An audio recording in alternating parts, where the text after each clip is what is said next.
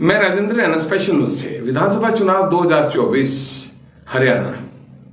निसंदेह हरियाणा के जो विधानसभा चुनाव हैं, जैसे जैसे चुनाव की तारीख नजदीक आ रही है, चुनाव बड़े दिलचस्प होते जा रहे हैं। फिलहाल अगर हम बात करें कि हरियाणा में चुनाव किस दौर से गुजर रहे हैं, तो ये कहना गलत ना होगा तो फिलहाल हरियाणा में चुनाव फंसा हुआ है।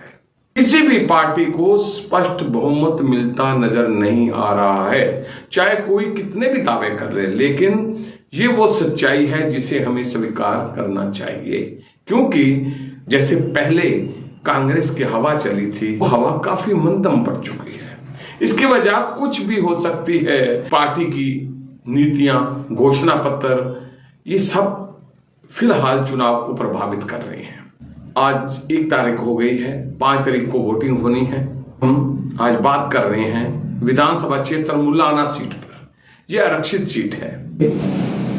कांग्रेस पार्टी हमेशा से दावा करती आई है कि एससी वोट उसके हिस्से में आते हैं।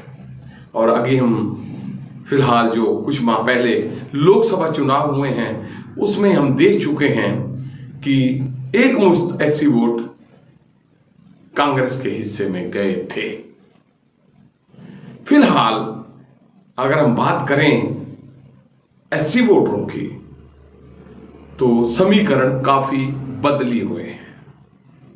और समीकरण बदलने की वजह क्या है, इसके पीछे कई कारण हैं, लेकिन इतना जरूर है कि फिलहाल जो लोकसभा में लग रहा था, एससी वोटर का जो झुकाव था वो कांग्रेस की तरफ था, लेकिन फिलहाल ऐसा कम ही नजर आ रहा है।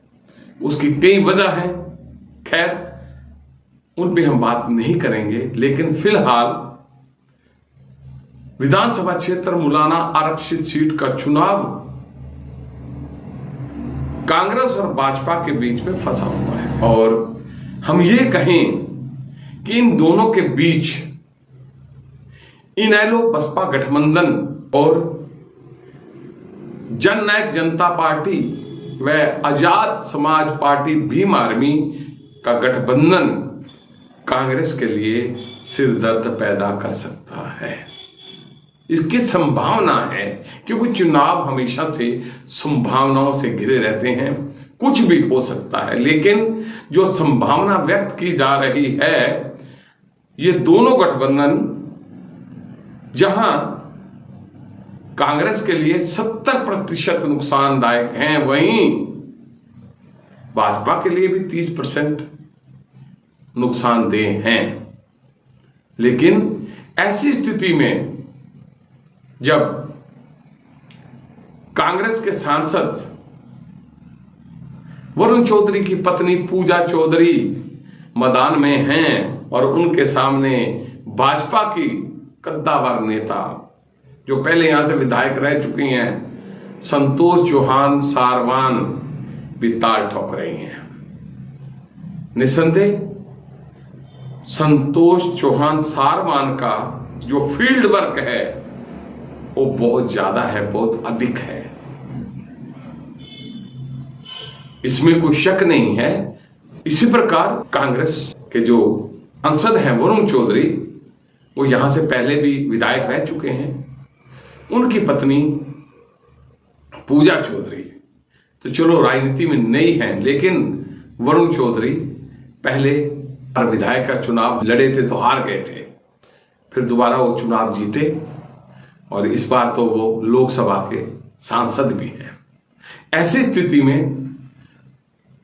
यह मुकाबला दिलचस्प होना ही है। लेकिन इनके बीच इनेलो बसपा के प्रत्याशी प्रकाश भारती का बीच में आना और साथ ही जजपा असपा भीम आर्मी के प्रत्याशी डॉक्टर रविंदर धीन का मैदान में कूदना भी एक दिलचस्प कहानी पैदा कर सकता है।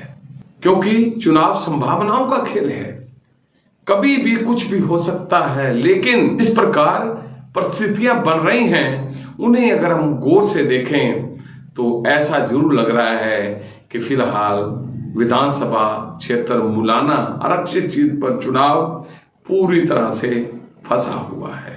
अब ऊंट किस करवट बैठेगा ये तो 8 अक्टूबर को ही पता चलेगा, लेकिन इतना तय है कि इस सीट पर मुकाबला कड़ा होने वाला है। खैर, चमत्कार तो कभी भी किसी समय भी हुआ है, हो सकता है, उससे हम मनाही नहीं कर रहे हैं, लेकिन जो जमीनी हकीकत है वो ये है कि जहां कांग्रेस डाल है वहीं भाजपा पात है, मतलब मुकाबला बराबरी पर है। अब देखते हैं किसके हिस्से में विधायक का ताज आता है, ये देखना होगा और ये हमें पता चलेगा 8 अक्टूबर को। स्पेशल न्यूज हमारे जितने भी देखने सुनने वाले हैं उन सबसे अनुरोध जरूर करेगा कि 5 अक्टूबर को वोट डालने के लिए जरूर जाएं, क्योंकि ये हमारा अधिकार है और आपकी वोट किसी भी प्रत्याशी को विधायक बना सकता है। इसलिए आप अपने मत का प्रयोग जरूर करें। स्पेशल न्यूज की ये विशेष चर्चा आपको कैसी लगी कमेंट्स में जरूर बताएं। हम बात का बतंगड़ नहीं बनाते, लेकिन सच तो हम कहेंगे। धन्यवाद।